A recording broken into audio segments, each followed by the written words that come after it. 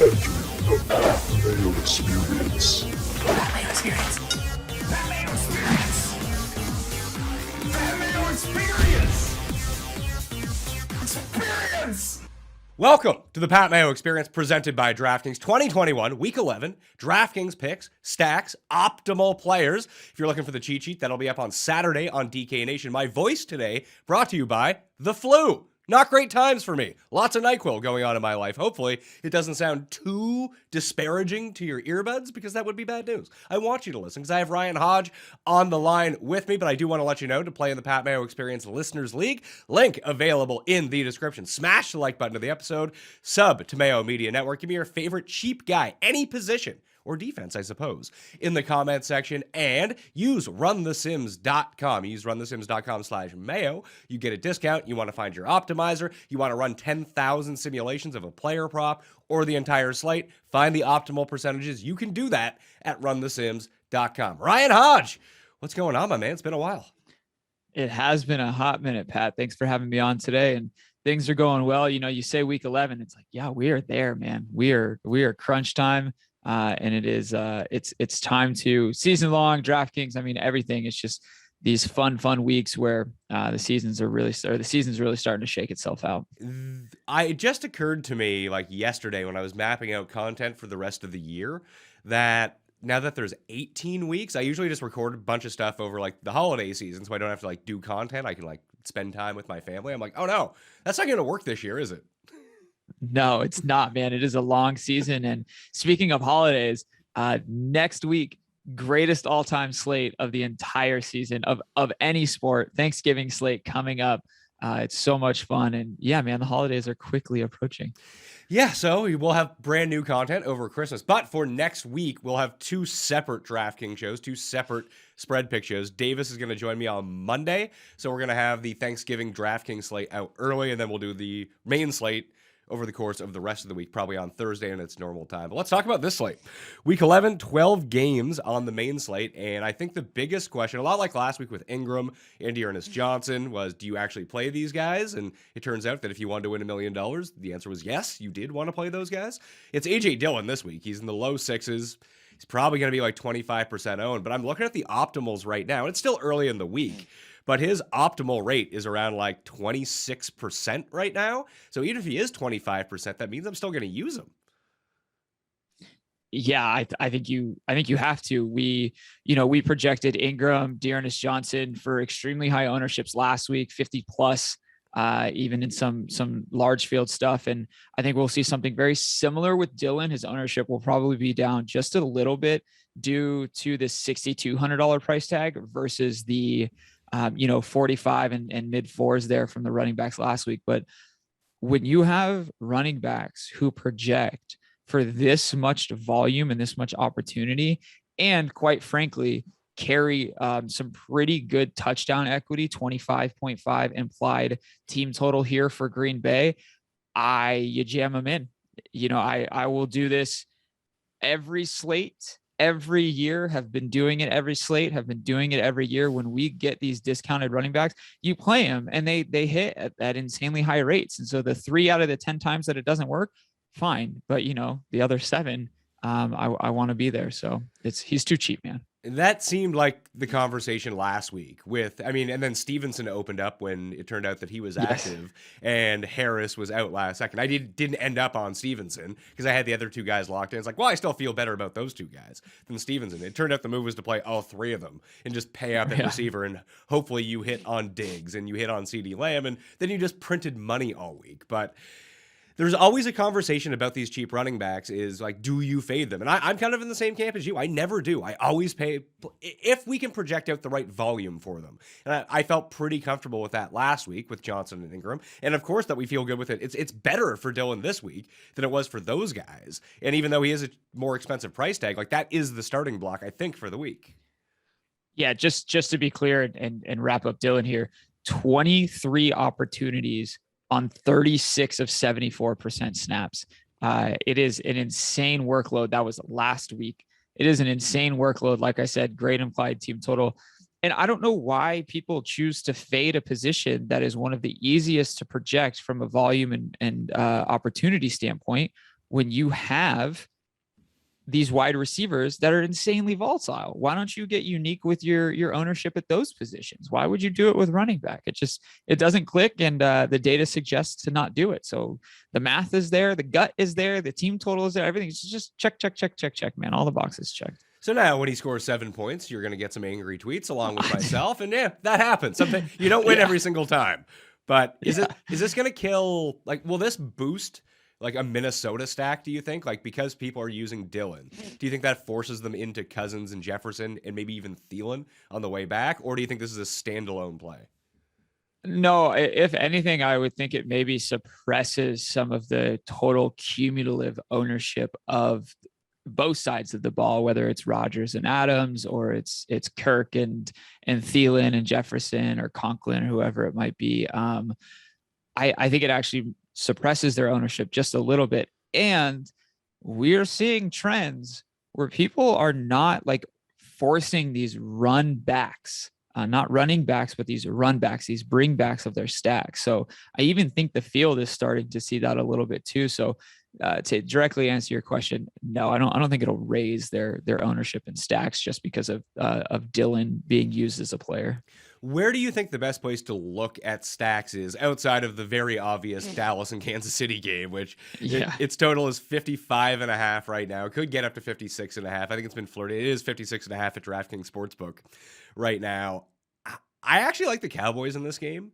And the problem with these teams in particular, like the easiest stack that you can do is the Chiefs stack and just hope that Tyreek and Kelsey hit with Mahomes and then figure it out on the other side if you want to do one of these run backs. But the Dallas side can get pretty ridiculous sometimes. Like Kansas City sucks against tight ends. It might be a good spot to use Schultz, but then Schultz could have one catch. And you're like, oh, I'll use Amari Cooper. And then Amari does nothing and CeeDee Lamb gets every single touchdown. But then it just turns out this is the week that Gallup ends up doing something. Or Zeke rushes for 3 touchdowns. Dallas, I find, is a very difficult team to get the right stack with. And maybe even just use Dak and CeeDee or Dak and whoever and maybe not try to overblow it because it increases your percentages of being wrong.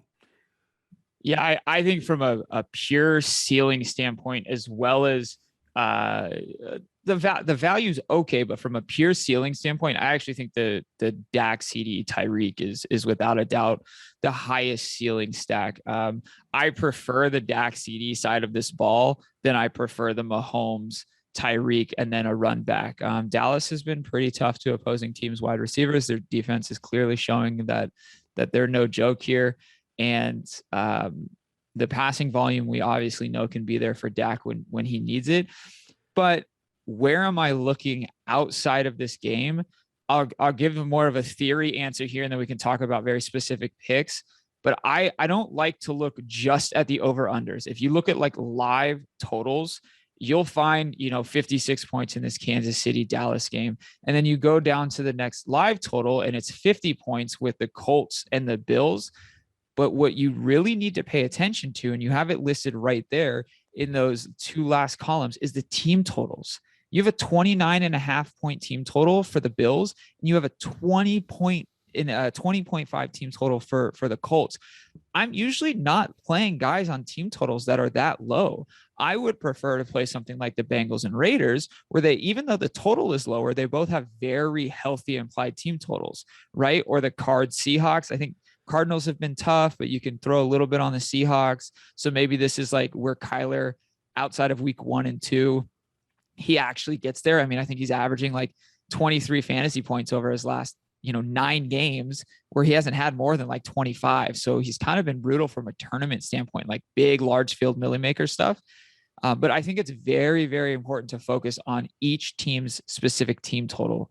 With that said, Michael Pittman's kind of an outlier in that Colts game. He has such a large market share of his team's air yards. He's an alpha receiver in regards to like red zone usage.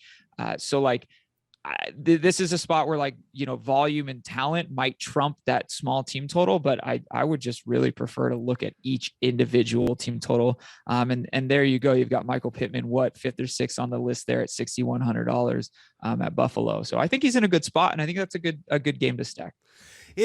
I like that game to stack. The issue is I actually think that the Colts are being undervalued by the spread here. And I don't think that I'm alone on that. Maybe we're just going to I'm going to feel really stupid when the Bills win by like 31 points. But the Bills are another team that are tough to stack with, only because we saw it last week. It was finally Allen to Diggs, but that's what the first like bonanza game between them last year. And Josh Allen, he kind of got undercut by Matt Breida and the rushing touchdowns. It was like, oh man, like, if you had stacked the Bills last week, like you probably didn't win. Yeah, it was the only place that I won with the Bills was the early only slate with Allen and Diggs. And then every time a Breida or a Moss touchdown goes in, I'm like, sweet, that was another $1,000 I didn't win. Oh, I just lost more. It was brutal. So don't get me started on the tilt with the Bills from last week. I mean, that was insane. But yeah, I do agree. Like maybe betting the over here could be sharp. I mean, the Bills are just absolutely smashing their team total week in and week out, other than that Jacksonville game, which was just outlier situations. We can't be super picky about our samples here. We got to look at the big picture.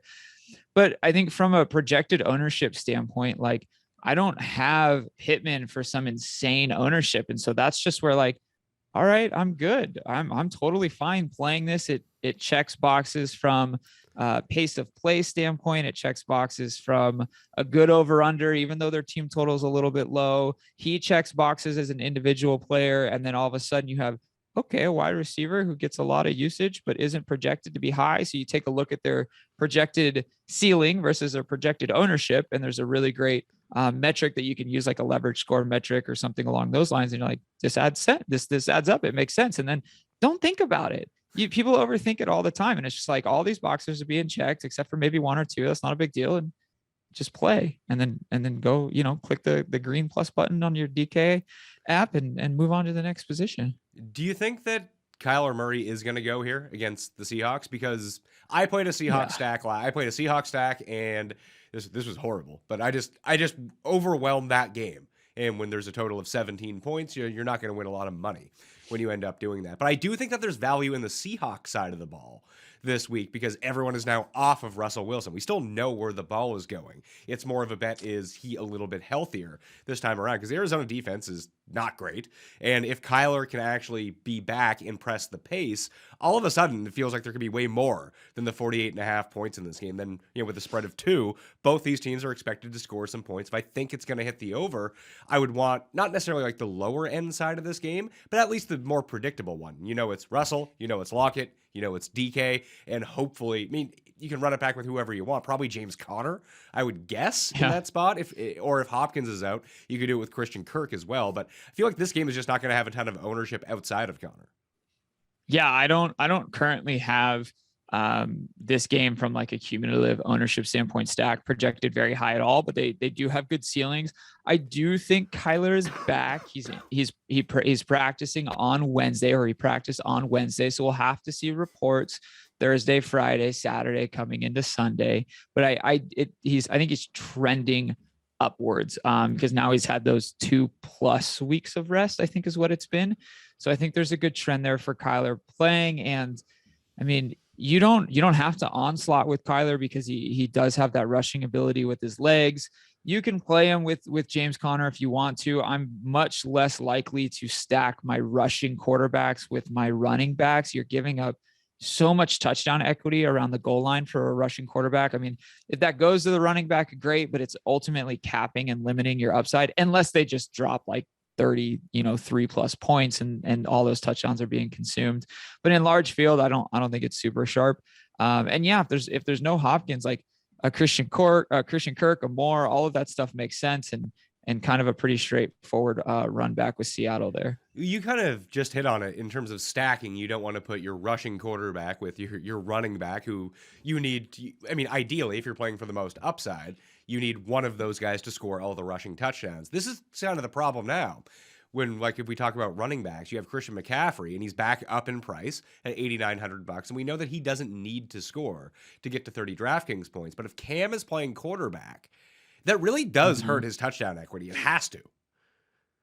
Yeah, no, it definitely docks from a total market share of touchdown equity. Like when I go through and I do my player inputs of what they get from a market share of receiving, their market share of touchdown equity. CMC is getting a little bit of a dock there. If you go back and you look at some of the trends with Cam Newton, that guy loves his 1 yard Supermans. Like they're no joke. So I think you have to dock it a little bit. But at the end of the day, you kind of hinted at it. Christian McCaffrey is still Christian McCaffrey against a Washington defense that is allowing plus 3.3 points to opponents running back. So it's a very, very good matchup. And that metric is simply just stating that this team is allowing more than salary-based expectations from a fantasy point perspective of plus 3.3, which is a really good number for a running back. We see this every single year in the NFL. I remember Atlanta did it 2 years ago. I think it was the Saints last year who did it, is that we have these teams that come into the year and we think that their defense is going to be really good. And Washington would kind of qualify as that team this year. But their defense isn't good at the beginning of the year. And then somewhere around mid-season, they go on by. All of a sudden, they come out and the unit is good again. And it takes people a few weeks to adjust. Kind of worried that Washington may have figured something out. It's been one game, but they looked really good against Brady. And I know they lost Chase Young, but it's not like they weren't getting pressure. It's just they couldn't stop anyone through the air. And like the first 5 weeks of the season, they were giving what? An average of 37 points per game or something like that. And basically since they played Kansas City, they've been pretty all right on the defensive side of the ball. So that kind of skews it a little bit for me. Like, I almost like to look at the season in quarters a little bit and just to see, because, I mean, no sample that you use in the NFL, regardless of how big it is in the course of 1 year, it's still going to be a pretty insignificant sample, even if we're looking at week 17 to week 1. Like, what is week 1 really telling us about week 17? We have 13 new guys of the 22 starting on a team. So maybe Washington has figured something out. I'm worried about this game that it's like 16-13 or something, because I worry about Cam's ability to score points if he's the starter. Yeah, I think all of those are valid points. I think Vegas agrees here. You have a 46.5 point implied team total. Both of these, a 46.5 point over under with two pretty low implied team totals. About I think Washington saw like a major dip in their implied team total with some line movement there. So I definitely think you're onto something. I think a little bit larger of a sample size is probably worth it, but like, there is absolutely something to be said about being early before the market recognizes a trend. So if you think that, like, I'm almost prone to, like, I'm a little more apt to say they had all this time to prep for Brady. I mean, when you give these organizations that extra week to really figure something out, they tend to be a little bit sharper, but also like Brady had that too. They had extra time. So it was like, it was a very interesting game. But if we're just talking about CMC, I'm genuinely not worried about it. Like, if CMC is a play for you this week because of whatever reason you want, nobody's ever going to talk anyone off of not or to play Christian McCaffrey. Like, just plug the guy in. When he came back in limited usage, where he saw like 70% of the snaps or 65% of the snaps, he still had like 17 or 18 total opportunities. And then we're getting this guy back at that 95+% snap rate. There's just like bell cow workload. Like, I don't care, man. Give me the 7 catches, 10 targets, a little bit of dock on goal line usage, but still really high value touches in the 10 and 20 yard line. So like, who cares, man? Play CMC, fire him up. I'm actually like, are my best ball teams getting a resurgence that have Robbie Anderson because Cam Newton's back on this team? Like, that's what I'm more excited about, is to see some Robbie Anderson targets from Cam Newton here. I was so disappointed. I had bet the Robbie Anderson under yardage prop for 6 consecutive weeks. Winner every single time. Then I tuned in last week and it loses within like 10 minutes. I was like, what is going on here? I don't know if I'd buy completely back into that as of yet. There are 3 more. I mean, we mentioned Cincinnati and Las Vegas, and that's one that I really wanted to end with. So I'll save that one for a second. Tennessee's team total very high. Cleveland's team total very high. Mm-hmm. And those ones are going to be under-owned simply because when people look at as you mentioned before, the actual game totals of those games are super low, but they're favored by so many points. Their team totals are actually incredibly high. So when you see someone like Detroit with the Bears, I mean, Nick Chubb is expected to be back. Kareem Hunt has already been officially ruled out. I mean, it's probably a nice spot to go back to Chubb if you think that he's going to be okay coming off of COVID. And then with Tennessee, McNichols he's in concussion protocol. He's probably not going to play. but it's Houston. Like, you can do whatever you want to Houston, essentially. Like, do we want to go Tannehill and A.J. Brown? Because we know that's going to be like a 45% target share. I don't want Foreman and I don't want Peterson, but that seems like two guys that no one are probably going to use in a pretty good spot. Yeah, I think what's super interesting is these two teams that you talk about with two of the highest implied team totals on the slate are playing teams with the two lowest implied team totals on this slate. So I think to touch on Cleveland first with Chubb, Detroit is probably the best matchup for a running back, hands down, period. I don't think it gets any better than a running back facing Detroit. You have 11.5 point home favorites against one of the worst rush defenses, and a running back who is probably one of the best running backs. I know he doesn't always get there from a fantasy standpoint, but if we talk about talent and elusive rating and his rushing and a semi good matchup here, I mean, a great matchup here, like Chubb is always difficult because of his passing game involvement. And I do think it's very clear that Dearness Johnson may soak up a little bit of that, but like, I think Chubb is in a very, very good spot. I don't know where you have him projected from like a pure raw point projection, but like if I take a look at some of the projections that I have brought up here from Fantasy Labs, like Chubb is projects pretty dang well for a guy who does not catch a ton of passes. I mean, I'm talking top 5 median projection because this matchup is just a cakewalk for running backs. My projection right now has Chubb within a 0.5 point of Delvin Cook and Jonathan Taylor.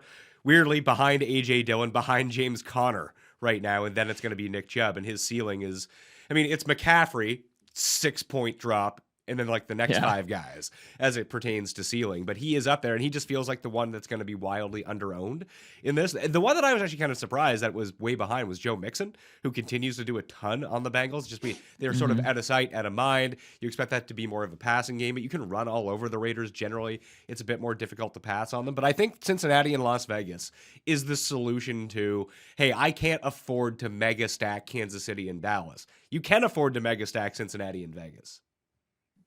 Yeah, you absolutely can. And I think both of these teams having good and healthy implied team totals is something that I hit on. And that's probably a game that might go slightly overlooked due to the total and the games above it. But with two very healthy implied team totals, I think you could see a decent discount on your ownership from a cumulative standpoint, from a one-off standpoint. I mean, there will be guys who, carry good ownership just because they have good names, especially a guy like Jamar Chase, who seems to be inserting himself as an alpha, but T. Higgins is still a phenomenal wide receiver here. And I'm okay passing the ball against the Raiders. I think it's totally fine. And I think anyone from the Vegas side is fine if you want to go the other way. If you think that there's a little bit more upside there, I'm not sure that there's as much ceiling, but you might see a discount in total cumulative ownership by keeping your main stack with Vegas.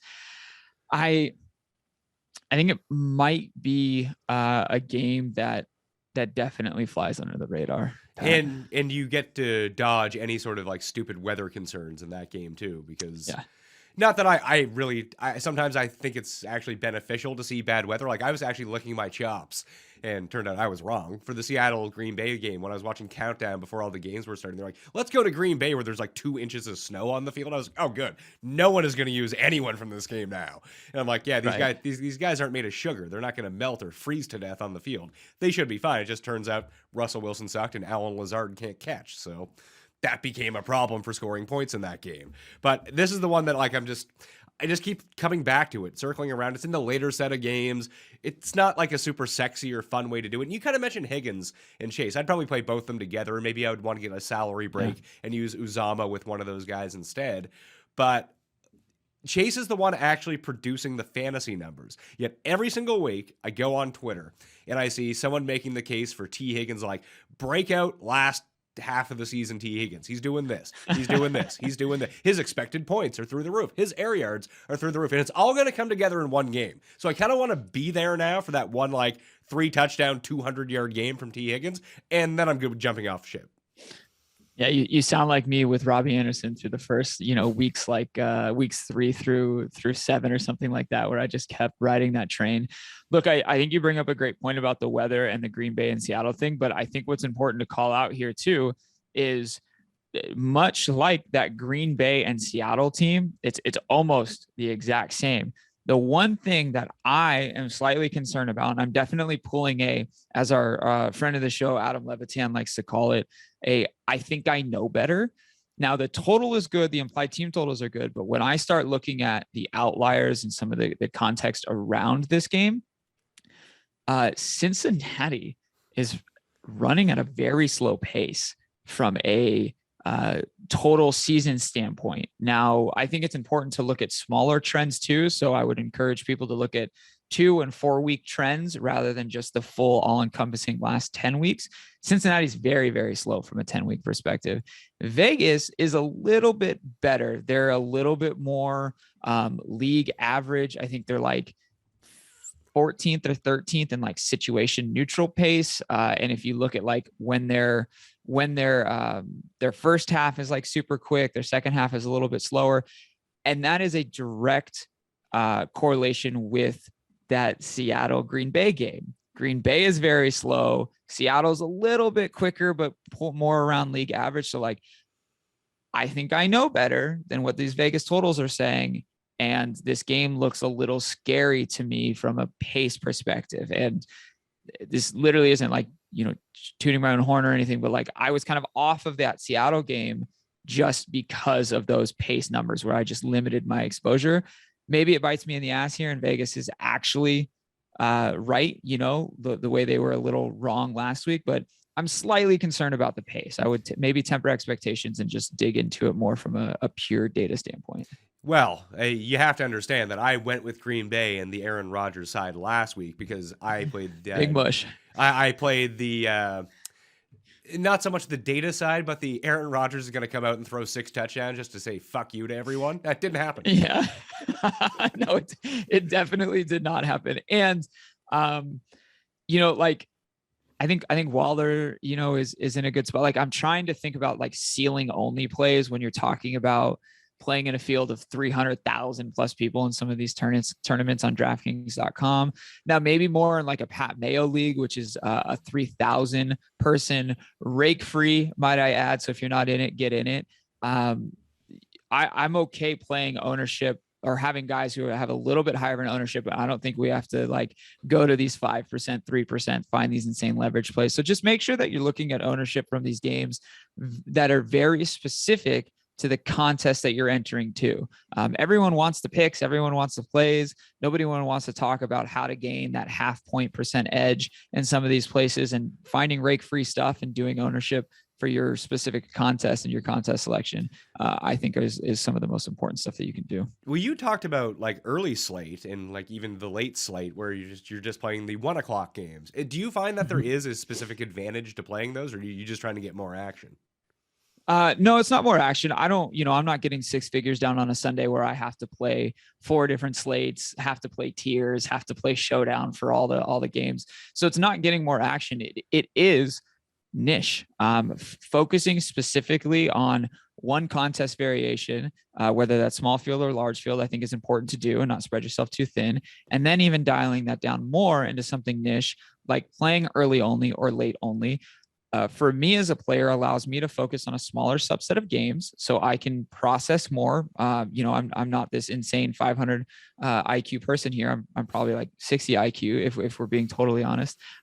So I think focusing on something smaller allows me to focus on specific contest selection, specific ownership, and people are making more mistakes. I think in some of those, when you're splitting the slates up, they're not stacking nearly as much as they should. They get scared to onslaught. Not enough people onslaught in the main slate, let alone in a slate where the player pool gets smaller, yet you don't want to have condensed stacks. Like it just doesn't make sense. You should be stacking in some of that stuff. So I think that there's a big edge there.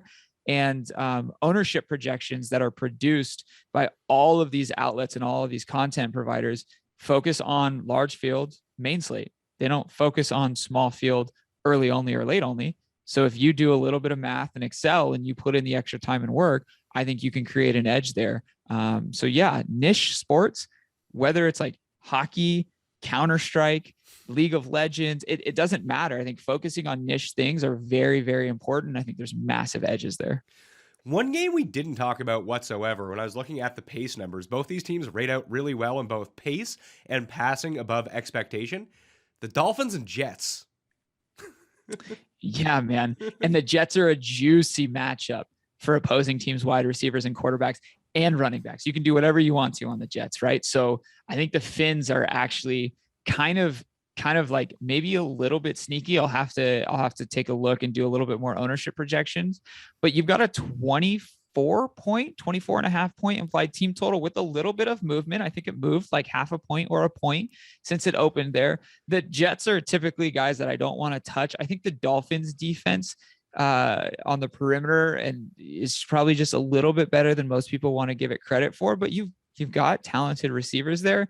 I would be more opposed to just like playing one-offs from the Dolphins side of the ball than I would be to just like full game stack. This is like your 4-person or, 3-person main stack. But I do think the Fins are a really good call, Pat. I don't know how Flacco starting in this game is going to affect the actual pace. I mean, it could be good, it could be bad. Who knows? We know nothing about what Joe Flacco is like outside of his garbage time numbers last week when he was throwing to Elijah Moore, which is fine. Yeah. But I feel like if you're from the Dolphin side of the ball, if you're going to one-off it, it's probably Gaskin. But other than that, I think the 3-man stack actually makes a lot of sense because you know where the ball is going through the air. There's no Will Fuller. There's no Devontae Parker, so it's going to be Tua, Gesicki, and Waddle. That's it. Those are the 3 guys. Yeah, and I think oh my gosh, Dallas Goedert is dealing with a concussion. So just from like a limited player pool at tight end, taking away some of these guys who consume large market share of targets. I think just getting to a guy like Gesicki, who's extremely talented, I think is probably pretty sharp and maybe a little bit optimal depending on what punts open up from a tight end perspective. Cause I do think that like you kind of play the bell curve at tight end, you just punt it off or you pay for the most expensive one. I very rarely find myself paying that median price unless it's part of a stack, just to get more exposure to that game. So I think we'll see what opens up here come Friday and Saturday at the tight end position. And then on the bring back, the Jets are weird because they rotate 6 receivers in and out, and Mims might be back this week too. So it could be 7 for no apparent reason. But against the Dolphins, you want to attack the middle of the field with their corners being so good.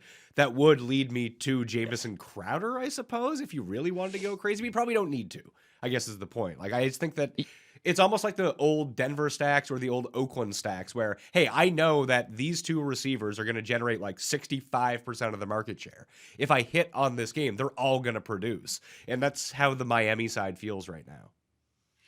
Yeah, I would prefer to probably just play Waddle against the Jets and maybe just kind of avoid some of those Jet receivers. I think there's something to be said about that Flacco, Elijah Moore, just like a lot of connections and targets there near the end. So where like you do want to, if you're grasping at something or trying to find something, like there is something to be said about that early rapport and the established connection between those two.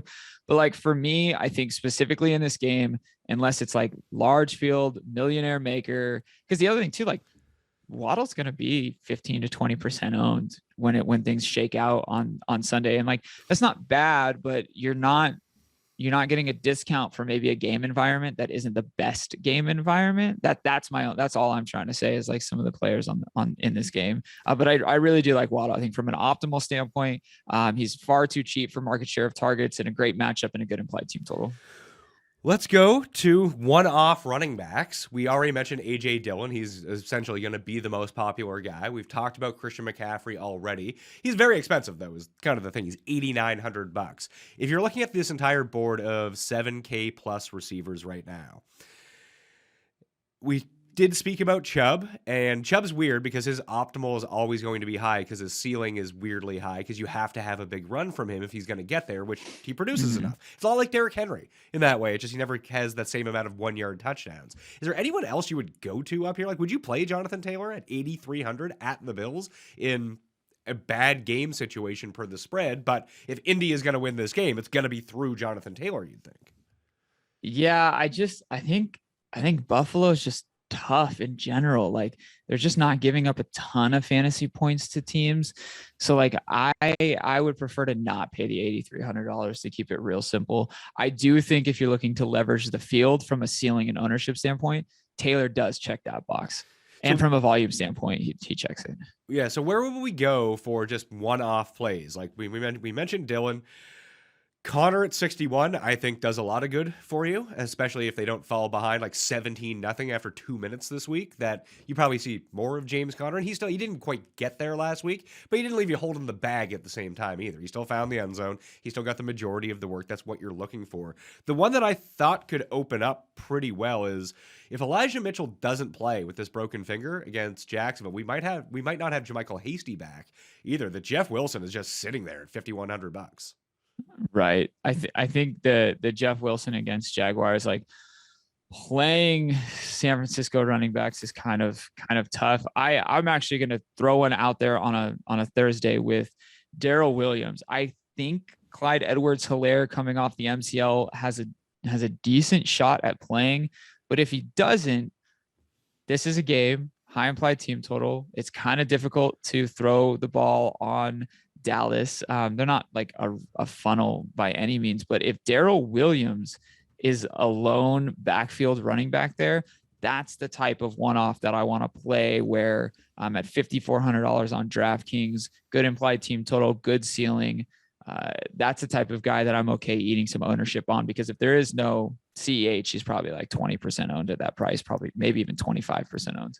If we go to 55, I like David Montgomery in this spot. I still think that the Ravens get a lot of credit for being a good defense based on just their history of being the Ravens, but they are not a good defense whatsoever. And Montgomery, in his first game back, ahead of schedule, first game off IR, completely took back the backfield from Khalil Herbert. You know, you have to, again, it's tough because Justin Fields is rushing more. His touchdown equity is going to be a little bit higher, which takes it away. But if he's going to continue to be involved, it just doesn't feel like anyone's going to use David Montgomery. And if we're talking about bell cows, he is a bell cow back. He's going to get 20-plus touches in this game, whether it be on the ground, whether it be through the air. He's going to combine for that much. And we didn't even talk about the Ravens. I was saving those for the one-off quarterbacks, I suppose. But Montgomery just feels overlooked in this range. Yeah, Montgomery definitely does feel overlooked. I also think we talked about this game, the Miami game, Myles Gaskin. Ugh. I mean, I think he has, but the Jets, bro, and he has literally had no less than like 14 or 15 total opportunities over the last 5 weeks. I think there's been 2 games of 20 total opportunities over those last 5 weeks. And the Jets are just absolutely egregious against the run. So like, I think there might be some ownership there. I think once again, it's probably like a 15% owned guy. So like, just depending on what you need to do with your lineup from being unique. And that's where, like, if you really are trying to find a guy who has maybe slightly less projected ownership, Montgomery might be better, but I also think Montgomery is probably going to be somewhere around that. Like, there are so many good running back options this week that I think you have like AJ Dillon. And then I think you probably have a bunch of guys who just are going to be pretty flat between the 15 to 20%. So like, don't get caught up on the ownership of like trying to find this like insane, undervalued, low owned running back. Like, just play the guy that checks the most boxes and move on, and don't think a whole lot about it. I don't know. That's how I've done it for years. I'm not saying that that's right, but it seems to be working. So there's Wilson was the cheapest one I could find that I would feel good about playing, but you would have to have the right circumstances for that to actually come through. Is there anyone in the 4Ks that you're like, oh yeah, that guy, let's lock him in like last week? I'm sorry, Jeff Wilson. I thought you might have moved on to Russ Wilson for me. No, I don't think there's a lot of 4K guys that I'm overly interested in. I think we're saving enough with a Myles Gaskin and an AJ Dillon to where you can just get up to that third running back in your flex if you're playing smaller field and need higher floors, or you maybe just play, Dillon and CMC or Dillon and Cook or whoever your other favorite high end running back is. Because it does seem to be there's a little bit of value at wide receiver and tight end this week, where I think early on in the week we can maybe, get to one of those high expensive or high priced running backs. Well, if you wanted to find value at wide receiver, I mean, we've talked about them a bunch of times right now. Jalen Waddle's $5,600. Yeah. That does seem like it's going to be one of the most popular one-offs of the week. But there's other guys in that same price range that if you just want, I so rarely go like flat at wide receiver. It's usually like a really expensive guy someone in the fives than like some jabroni to help me save some money. But like Tyler Johnson. Yeah, like Hunter Renfro's $5,800. Brendan Cooks is $6,000. Like I think those are objectively one-off good plays this week.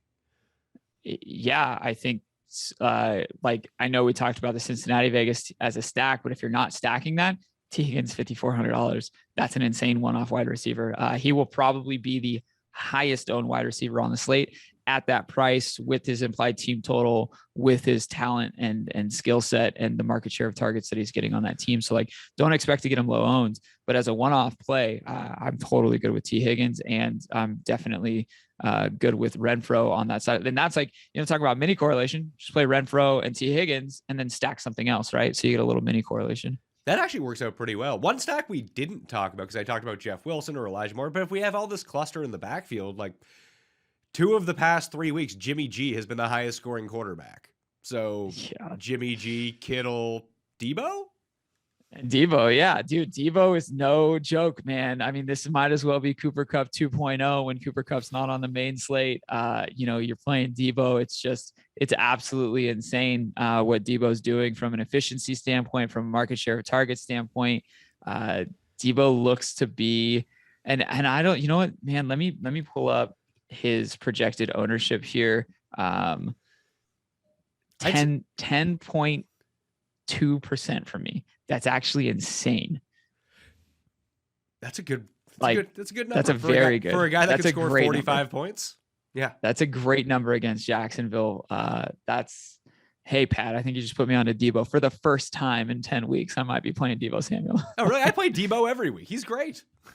I know, and I always preach like play the best plays, but somehow I don't ever get up to these, expensive wide receivers who I think might be a little bit thin. Like I just prefer to get up to like Adams, or, for a while it was like Calvin Ridley or Justin Jefferson. It was never like a Debo or a Cup. And that's why I'm now broke, but maybe we'll fix that week 11. Are there any pay down options that you see that you would feel comfortable with here? Because we found really none at running back. Maybe there are some at wide receiver. The one that I would look at the most is if Waddle is going to be that highly owned, Albert Wilson played the most snaps of any secondary receiver on the Dolphins last week. And again, we're without Fuller, we're without Parker. He's $3,100. He's an absolute speedster. It's a much better matchup than it was against the Ravens. That may, if you had to, I think that at $3,100, you could get away with it and see some upside. It could also be a zero, but I think he would be the cheapest guy that I found to be like, that's intriguing. At least I can point to something with him to be like, okay, I can see where upside comes in. But sure. It feels like these guys just never hit. Yeah, well, they're tough, right? I think there's a pretty big correlation between salary and fantasy points in the long run too. If you extrapolate all of that data if you break down all of that data and you look at the historical, there's actually a decent correlation between fantasy points scored and salary. So DraftKings knows what they're doing with the algorithm there and the pricing, but there's 2 guys. One is he's $4,200. So he's not quite paid down, but he's not, in the 5K. And that's Michael Gallup against Kansas City. I think there's not a whole lot that needs to be said there. Just a really good spot, a guy who had some high value targets last week. And quite frankly, has a totally different outlook this week from a projected ownership standpoint. If he won, the ball that he caught at the 2-yard line goes for a touchdown rather than being tackled at the 2. 2, the dropped ball that he had over the middle, that probably would have been a 4.5 to 5 point fantasy play for sure, with the catch and the yards that would have came from it. And I think those are probably the 2 biggest ones that I think totally change his day. And he has like a 20-point day, which is just drastically different. So $4,200, great matchup, good implied team total. We've already hit on that. All the reasons why. And then 2, the Dallas Goedert concussion stuff, I think opens up a Quez Watkins possibility. This is like dumpster diving barrel. He's sub 4K, but he's seen like 6, 4, 5 targets his last 3 weeks. He's playing like 70% of the team's snaps. So I think with no Goddard, we could maybe see just a slight bump in market share. And I mean, we are talking about, kind of going off the wall. I think Gallup isn't nearly as off the wall as Quez Watkins is. But if you're looking for a guy who probably has an ownership of like 5%, I think that's a guy who's in a fine spot. Tough matchup, implied team total is fine, all of those things. So like, I think it's okay. I think I would go kind of a little bit up, a little bit down. I mean, Gallup, I completely get on board with. He's sort of my favorite type of guy to play. I know everyone loves playing Mecole Hardman every single week, but Gallup is like the good version of that, where it just hits more often because when he scores, like he has those weird games where it's like, oh, it's a Gallup game. He's going to score 2 touchdowns. And that's just the way that it's going to be. The one that I look at is Traquan at $4,400, and then below that at $3,500, Marcus Johnson is just running a ton of routes with no Julio. Yes. Yeah. It's funny that you bring up Marcus Johnson because at $3,500 against Houston, I think his projected ownership will be right around 10 to 12% for sure. But $3,500, a lot of routes. Julio's obviously not going to play, and a good implied team total there with Tennessee against a Houston defense that quite frankly is pretty average against opposing teams' wide receivers. So it's not a matchup that you want to avoid by any means. Let's move to tight ends because you mentioned that Goddard is not playing. So it's a really tough week if you're not going to pay up for Kelsey because it's tight end. And if it's not Travis Kelsey, what do? Do you have any specific leans? Because it feels like people will now go to Kittle against Jacksonville as a one-off.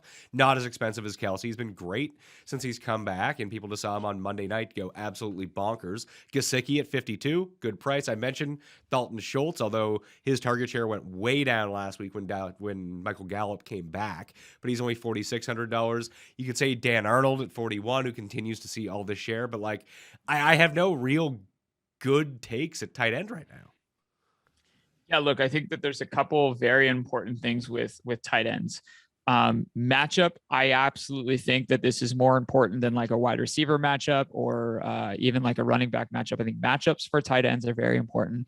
And I think implied team totals are very important for tight ends. And we've talked about this game. There's a guy who rates pretty highly in my model. He checks a lot of boxes from the implied team total standpoint, from the matchup standpoint, and from a target standpoint. 5, 4, 3 targets the last 3 games, but 9 targets over his last 2. And he's $3,500.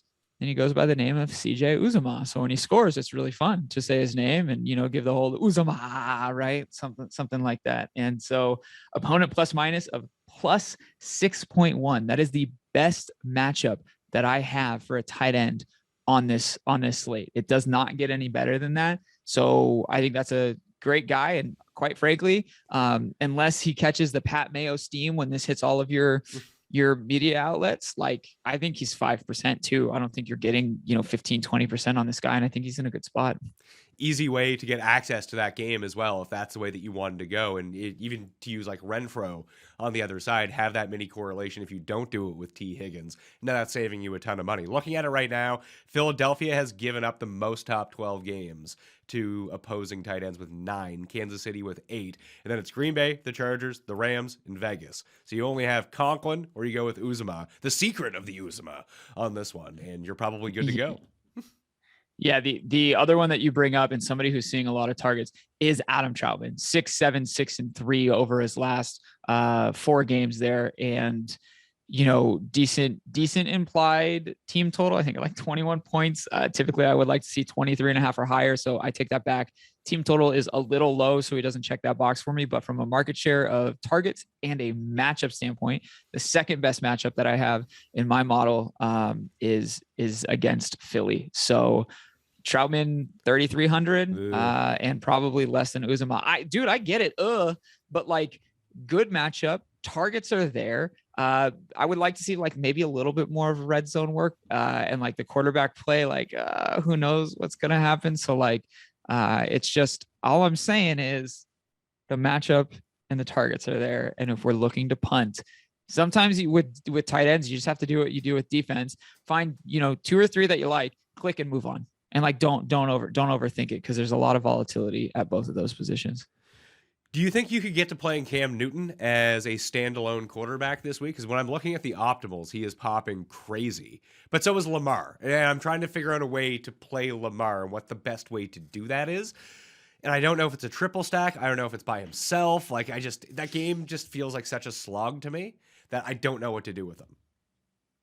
Yeah. So for me, Cam Newton, This is something that I've been looking at a lot, and it's where do I pay down and not give up the most ceiling. So in other words, how can I get the cheapest quarterback but still have access to a very large ceiling, or what position can I pay down at and still access a very large ceiling?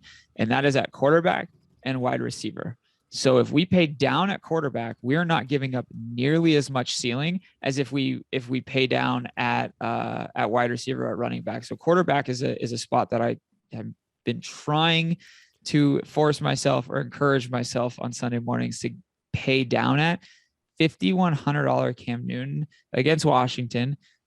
Opinions on Washington defense are probably going to vary, but he's just too cheap. Rushing ability, he's got good targets. CMC is there.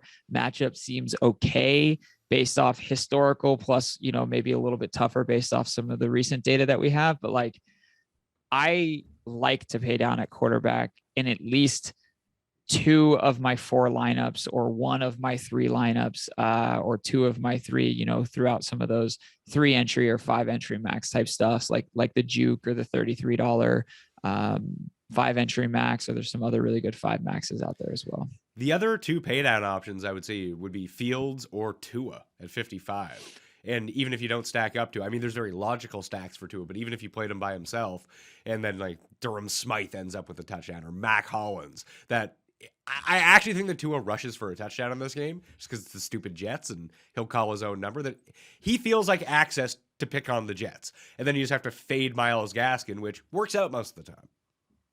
Yeah, from a pure ceiling standpoint with these 5K guys, Tua actually has the highest ceiling projection for me, where I have Cam actually a little bit higher of a median projection, but I do have Tua a little bit higher from a ceiling projection because of that matchup. So I think Tua is totally fine there. Super easy to stack with Waddle, or if it's cash, you can probably play him by himself. But I also think in cash, you should be playing with Waddle. Waddle just projects to be too strong of a play this week at his price.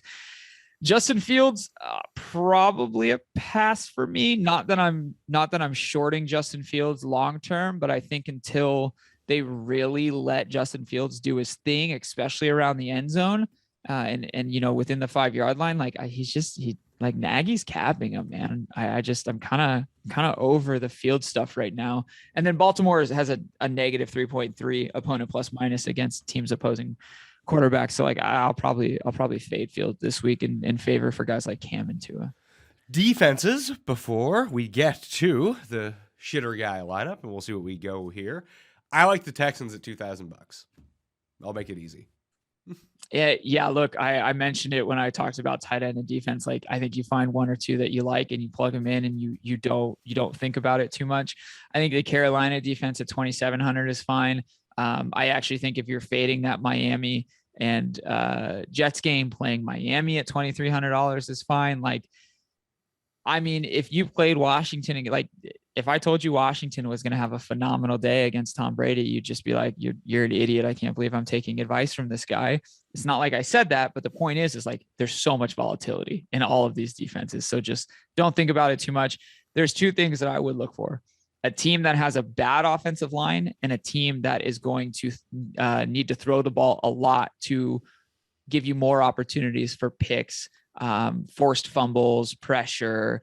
Pick sixes, super insane to predict, but just the more times your opposing quarterback is throwing the ball is what you want to look at defense. Which is the problem with the Texans. You need the Texans to do something early in this game to at least keep it close or potentially jump out to a lead, because then they're not facing the proper volume. But they have a very good pass rush. Tennessee's offensive line is not great for pass blocking, but you just need to force them to throw, which is always the hardest thing against the Titans. And then the other one I would look at is the Saints. I think the Saints are a good defense. I think that it's going to be really difficult to run on them overall. They're only $2,900. They're underdogs in this game. I think they should be favored against the Eagles. And if you put Hurts into a pure passing situation, you're either getting multiple opportunities to sack him, which can most definitely happen, or he has to throw the ball 40 times, which is not great against the Saints defense. Totally agree on the Saints. Good call, Pat. All right. Yeah, those would be the 2 for me. Let's fill out. Yeah. Well, every week we do the best plays lineup. So essentially what it is, it's the shitter guy lineup. It's 10 minutes before lock on a Sunday, Hodge, and I'm on the shitter. I got my phone out, and I'm making a team to throw in the Millionaire Maker. Who am I going with? Because I feel like it starts with A.J. Dillon. I could not agree more. You're taking the easy route here with A.J. Dillon. I think you just lock that up, and you don't think twice about it. Now the issue becomes, where else do we go with it? Sounds like Waddle is going to be pretty popular. Waddle, yeah. We are making use at a Millie lineup, right? Yeah. Yeah, but Shitter Guy doesn't know that. He doesn't know about correlations. He's just playing good guys. Okay, got it. Great. That's what I'm trying to think about here. So yeah, Waddle and Dillon are without a doubt the first two that we're gonna plug in there. I think from there we probably grab let's free up some salary and let's just get rid of Uzomah at tight end. I actually think that it's a really strong play. I know you don't like it, but if you want to go somewhere else at tight end, we can. I don't mind it. I just worry that Shitter Guy might not know who that is.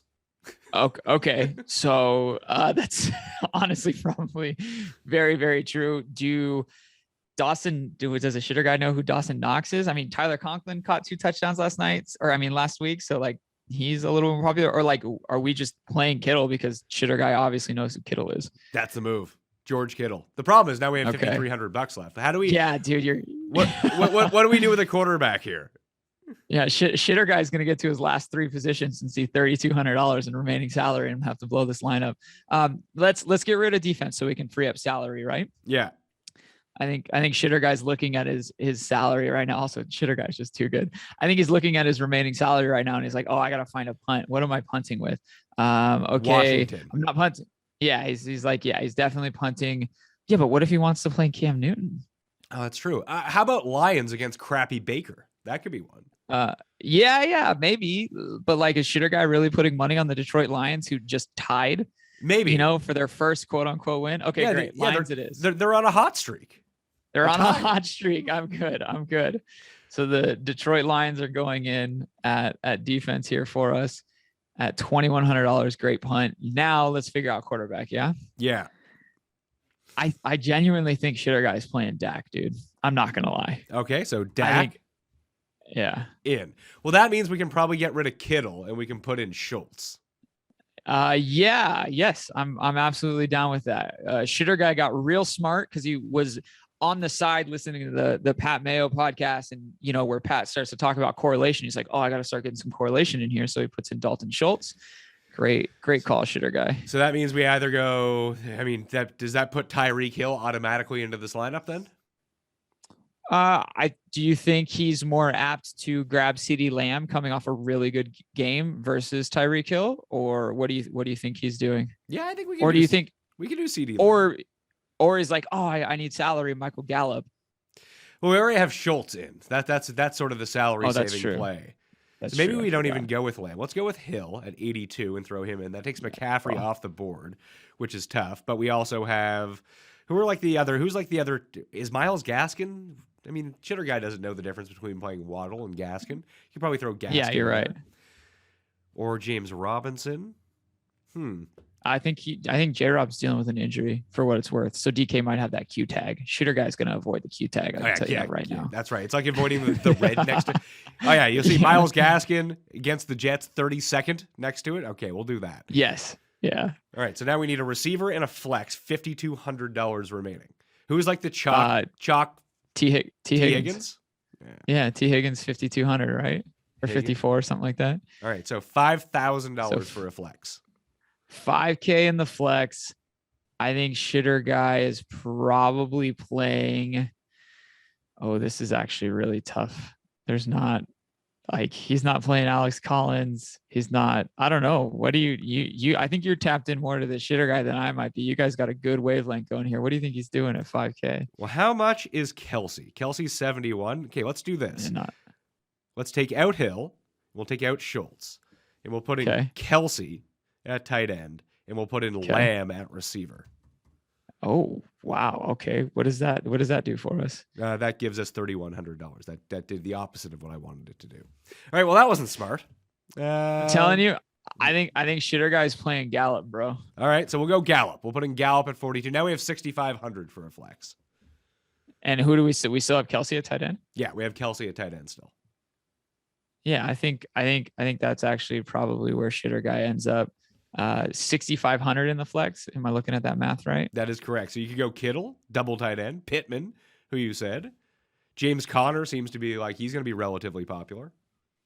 Yeah, I think James Conner is actually probably a good spot. I think Shitter Guy, over the last 5 to 10 minutes of building this lineup, he has really upped his knowledge. He has been consuming so much Pat Mayo media content that he's almost a professional player at this point. And he's like, you know what?